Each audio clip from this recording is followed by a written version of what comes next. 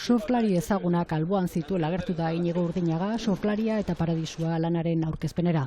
Maian berriz Joserra Gartzia izan du alboan, publizitate ikasketetan irakasle izan zuena eta liburuaren edizioan lagundu diona.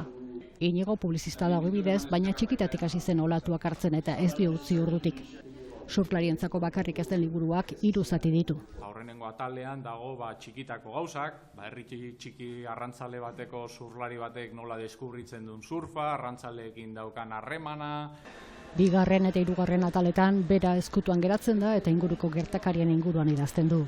Batzuk nik 18 urtekin idatzitakoak, beste batzuk Indonesiako edo Zelanda berrian edo bidaietan idatzitakoak. Garziak esan bezala, egile oriotarrak surfak munduak bezala dituen arazo nagusi ditaz ere idazten du.